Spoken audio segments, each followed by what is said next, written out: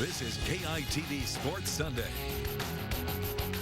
There'll be a lot of emotion on Saturday. I know that. I'm just so excited just seeing the team. I want to watch this football team go play. Touchdown, Texas! David Agg! He got it! Pressure! Down he goes! Watching that defense was unreal. It was just a great team win. It's mind-boggling. It's really spectacular. It's our job to make sure that place is excited. You know, the things that he does well, but also the things he needs to improve on. He wants me to be perfect, like I want to be perfect. I think everybody had fun tonight. Good way to just start the season off the right way. With all the good news the Longhorns experienced last night, they have one piece of really, really bad news for their offensive line. Reports indicate senior captain Dom Espinosa will likely miss the remainder of the season with a broken right ankle. That originally reported by Chip Brown. It's definitely a blow to both the leadership and the talent up front. We will talk plenty of Texas football in minutes, but the debut of McLean Stadium, sailgating, and the defending Big 12 champs kick us off tonight. Welcome inside Sports Sunday. I'm Bob Ballou. Adam Winkler is in Waco as the Baylor Bears unveil their new digs. Wink. Bob, a few years ago, you could not give away Baylor football tickets, and now Waco is home to the nation's newest college football stadium, and all 6 games this season at McLean Stadium are sold out. While so much has changed here along the banks of the Brazos River, one thing is the same. The defending Big 12 champs can still play a little ball. Baylor brings in the big wigs for its first on-campus football game since 1935. Mr. Heisman, Mr. President, and the stadium's namesake, Mr. McLean. Perhaps some jitters early, though, for the Bears in their new den, as BU's first 2 drives produced just 3 points. SMU might make this a ball game. Yay or nay? Yeah, that's a nay. Third Baylor possession, all Big 12 back. Shock Linwood scores from 4 yards out. 10-zip BU. Next drive, Bryce Petty play action to Trayvon Armstead. That's a 3-yard TD hookup. 17-0 Baylor. Very next possession, go big or go home. How about go big in your new home? Petty to KD Cannon from 46 yards out. 24-0 Baylor after the first quarter. Petty, despite a noticeable limp, scores from 5 yards out early in the second quarter, and BU takes a 31-0 lead into the half. And the Bears win 45-0. BU opens up McLean Stadium with its first shutout of an FBS opponent since 1995. SMU, negative 24 rushing yards on the game. Want to update you on Bryce Petty. He did not play in the second half. He's been diagnosed with a lower back bruise. Wide receiver Antoine Goodley, he also left early in the game. He's got a leg injury. We come back out here live. Bob, safe to say the Bears look pretty good in their fancy new home. No doubt about that, Wink. The obvious question is going to be about Bryce Petty, if that's just a bruise or something more serious. We'll get back to you in just a second. Just more than 93,000 people showed up at DKR Texas Memorial for the debut of Charlie Strong as the head coach at Texas. That was easily the least impressive statistic of the night. Can't read these defensive stats enough. Texas just throttled North Texas from the start in their 38-7 drubbing of the Mean Green. The UT defense was all the rage, allowing UNT 94 total yards of offense, intercepting 4 passes, including that one from DeMarco Cobbs for a score, and nabbing 4 sacks to boot. They did not allow a point either. Putting the T back in Texas, at least for one night, started with the D. You'll see guys going out there and flying around, having fun. I think everybody had fun tonight.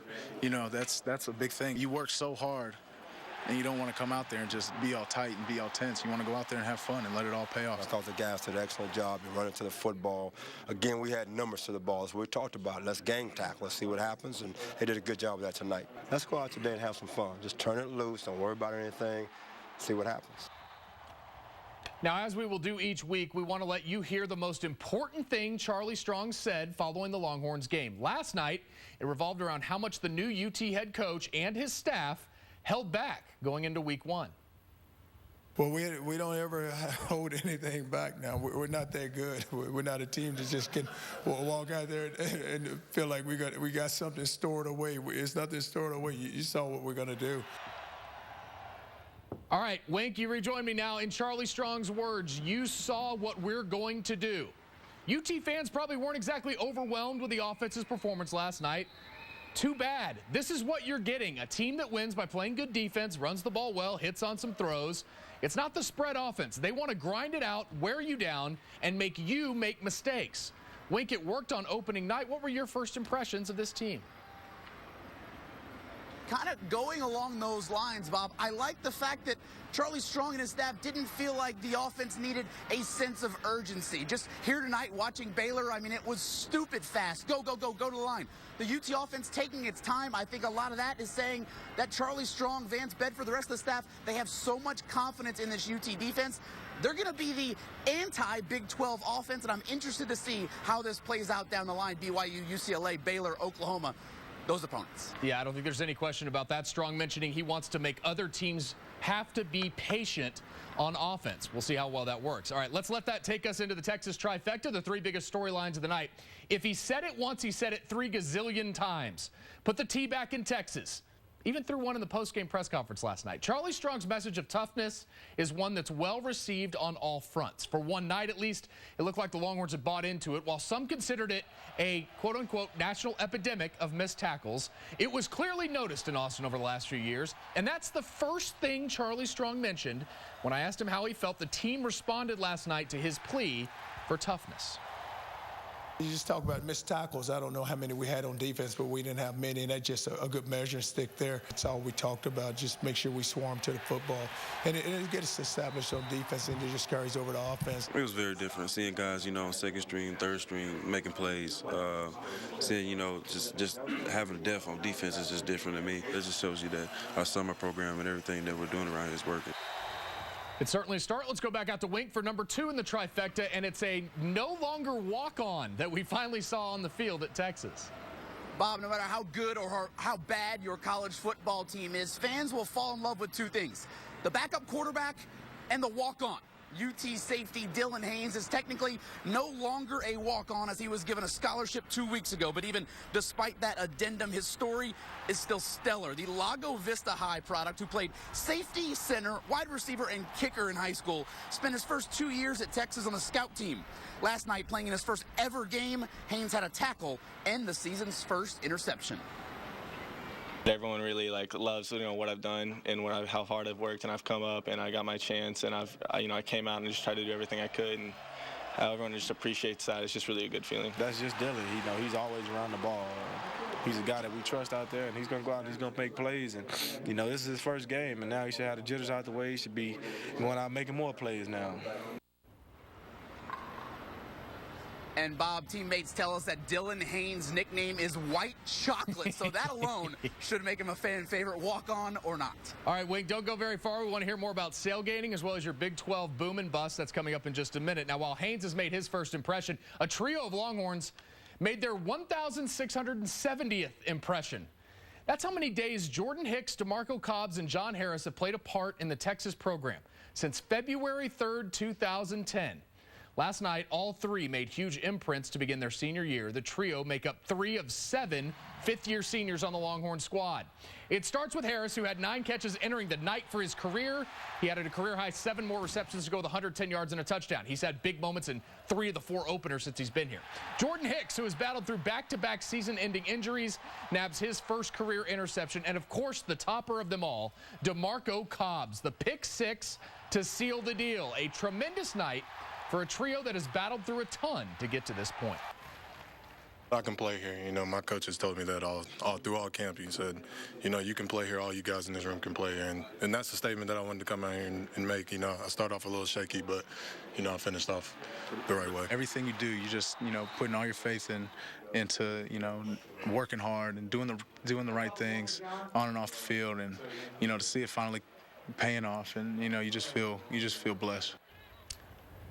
You can follow our own trio on Facebook and on Twitter. We want to hear from you. At KEYE Sports Bob, at Winkler KEYE, and at ATX Ant 10 on Twitter. Search for both Wink and me on our Facebook fan pages as well. Well, NFL teams are finalizing their rosters in search of a player that could make even a hint of difference on their team this year. Today, both the Cowboys and the Texans landed someone they hope does just that. The Texans traded a conditional 6th or 7th round pick in the 2016 NFL draft to the Patriots for quarterback Ryan Mallett. Mallett had fallen out of favor for the backup job in New England, and the Texans are looking for someone they can develop. They don't feel like that guy is Case Keenum, who they waived. 26 Longhorns are on NFL rosters right now. The three most notable have to be these three. Fozzie Whitaker nails down a spot in Carolina after a big preseason. Always good to see good people doing good things. The Cowboys pick up guard Donald Hawkins on waivers. He was with the Eagles and the Browns. Now he's with the Cowboys. And Colt McCoy making it isn't necessarily notable, but it is notable that he's slotted as the third quarterback in Washington. Carrington Bindum and Adrian Phillips make the practice squad for the Panthers and the Chargers respectively. The two biggest surprises among Longhorns cut: Chris Ogbonnaya out in Cleveland and Emmanuel Acho out in Philly. The Rams also released former Lake Travis, Texas, and SMU quarterback Garrett Gilbert. This is amazing. McLean Stadium is open for business. We head back to Waco for more from Wink on that new Baylor tradition. Plus, the two of us give you our Big 12 booms and busts from this weekend. Even in some losses, there were some rather large surprises. First, though, tonight's Sports Sunday Stumper. What is the UT record for most points scored in an opener? We've got that answer later in the show. This is former NFL and Longhorn running back Priest Holmes, and you're watching Sports Sunday. This is KEYE Sports Sunday. Knowing where our program wants to be, it's more about winning a few games here.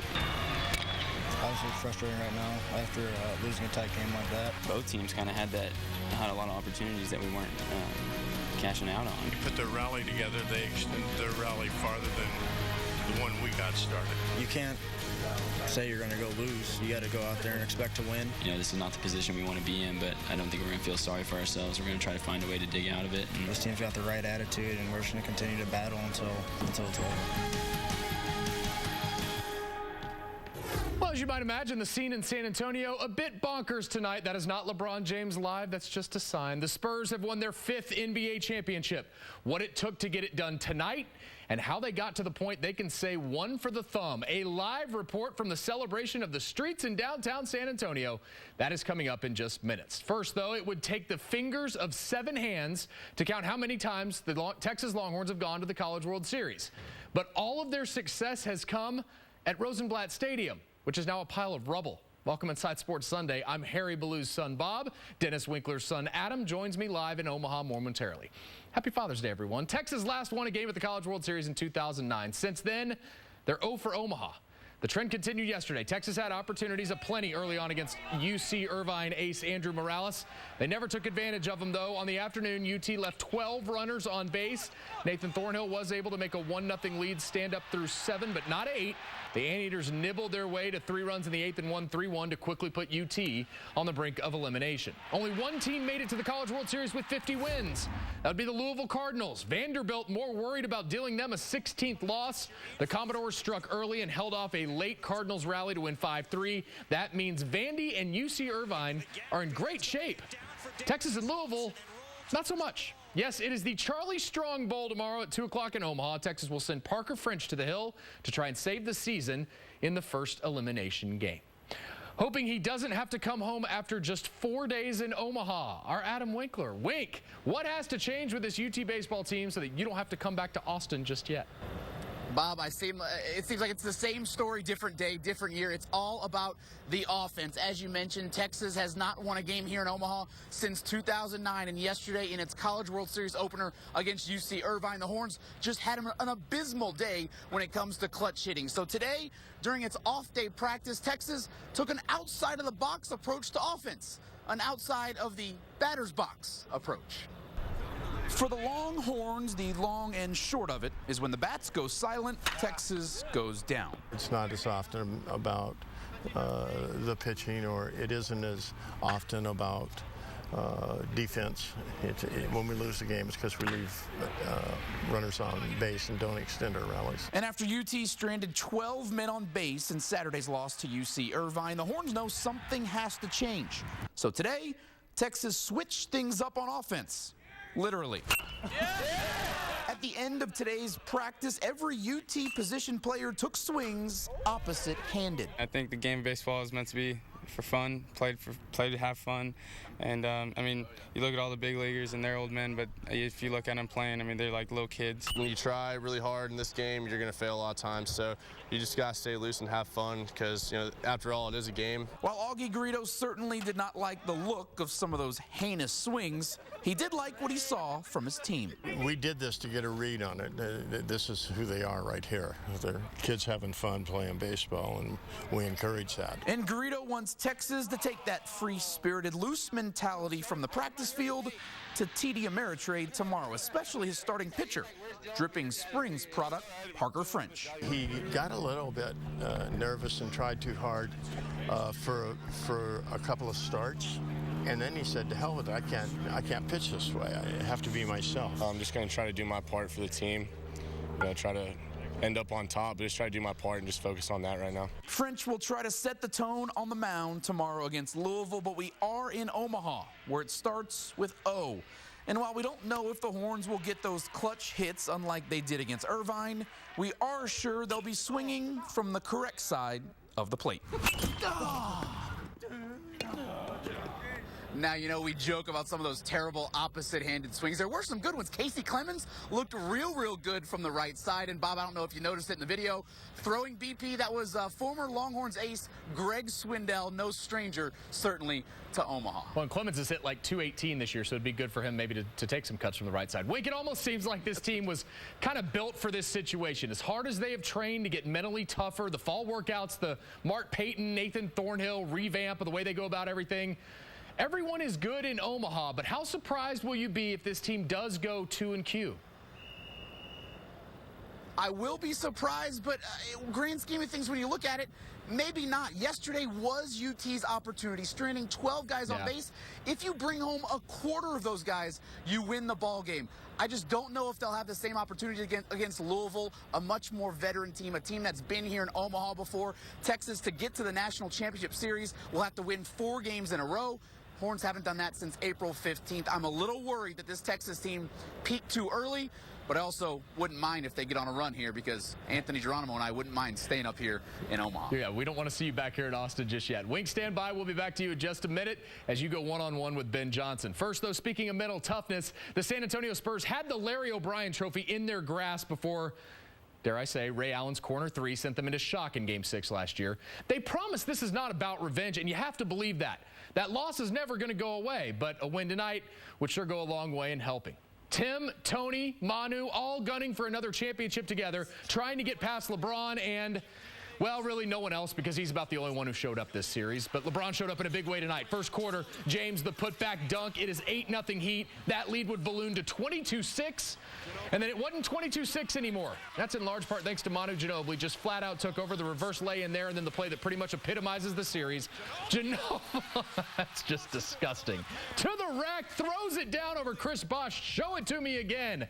Spurs up 47-40 at the half. That lead would only grow. Third quarter, no chance of a Heat comeback. Thiago Splitter blocks a battered Dwayne Wade shot. Spurs on the other end. Boris Diaw, Patty Mills, the try ball.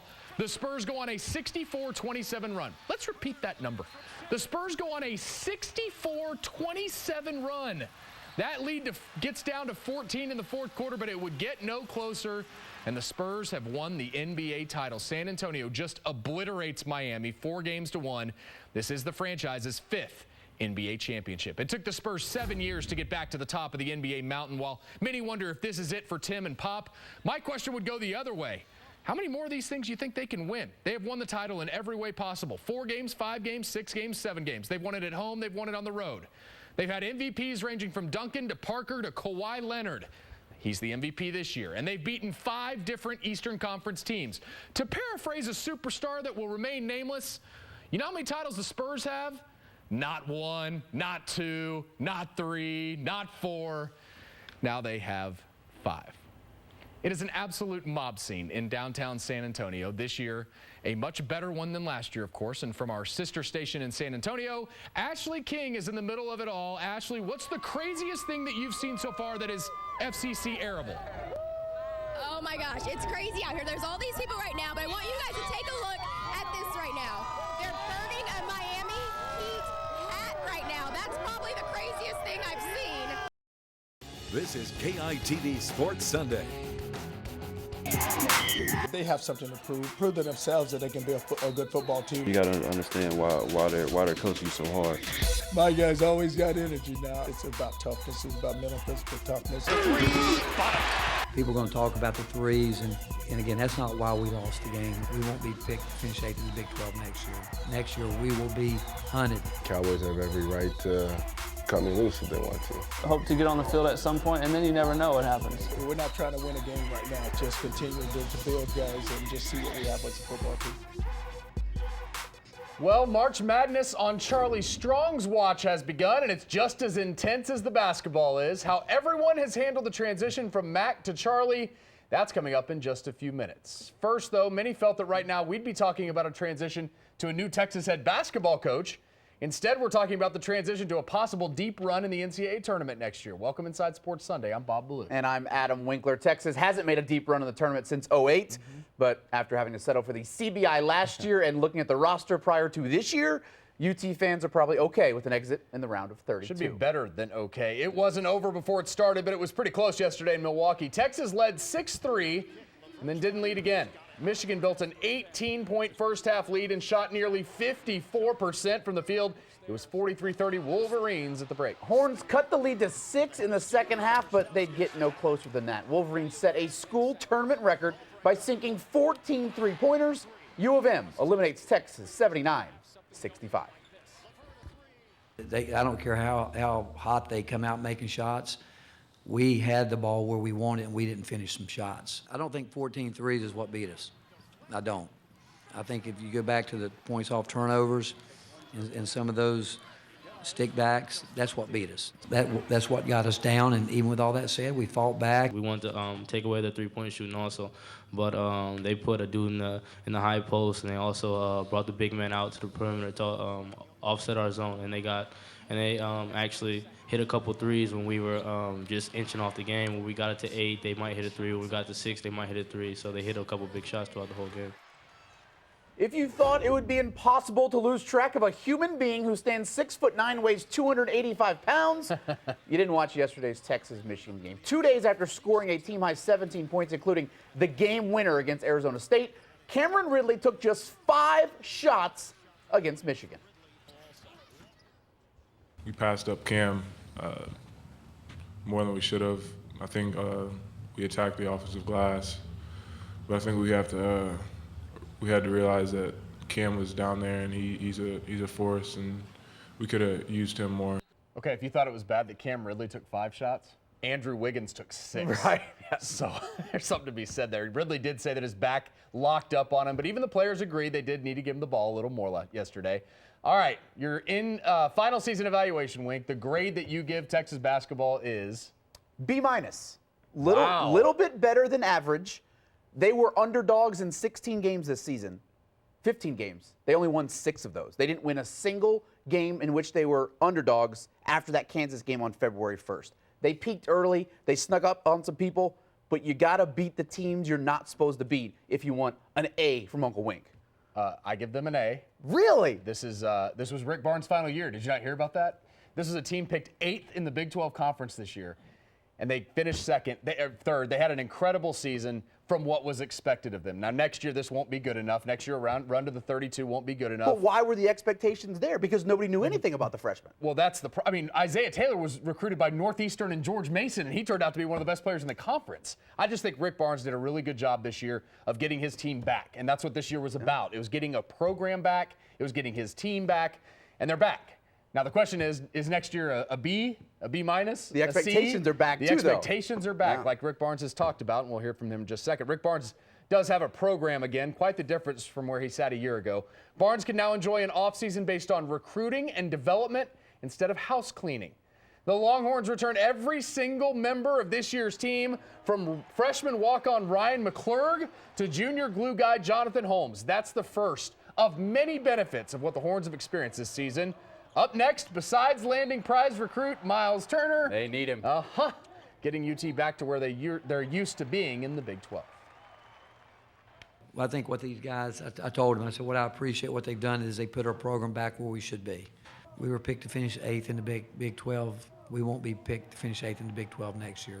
Next year, we will be hunted, and that's the way we've always liked it, and I expect these guys to get better, but they put us back where we need to be, and it's going to be fun to watch these guys continue to grow. They certainly do need to find some scorers. They need to get just some better players. They've got to get better. They got figured out. That's the thing. The team is not changing, and you could see the performance change from February on. Adjustments need to be made. I agree with that, too. Today, the SEC became the first conference to go 7-0 or better in the NCAA tournament, entering the Sweet 16 since the Big East was 8-0 in 2003. Before this tournament started, I think just about everyone would have laughed at you if you had told them the Big 12 would only go 6-5 through 2 rounds. You know, it turns out the best league in America might have just been the most entertaining and maybe the most competitive, not the most talented. Very true. The hottest team at the end of the year, Baylor, the Bears, one of 2 Big 12 teams heading to the Sweet 16. The Bears hit 7 threes in the first half. Brady Heslip knocks this one down to give Baylor a 16-point lead. Doug McDermott, the NCAA's 5th all-time leading scorer, manages just 15 points for Creighton tonight, his 3rd lowest output of the season. Bobby could have scored 44, and the Blue Jays would have still lost. Unbelievable. Kenny Cherry, so crucial to the Bears' run late in the year. Great dribble, great alley. Rico gathers the great hoop. All things great tonight for Baylor. 3rd Sweet 16 appearance in the last 5 years. They win by 30. Kansas, the 10-time defending Big 12 champ, playing 10th seeded Stanford for a date in the Sweet 16. Second half, Stanford's Josh Eustace puts back the Miss Cardinal.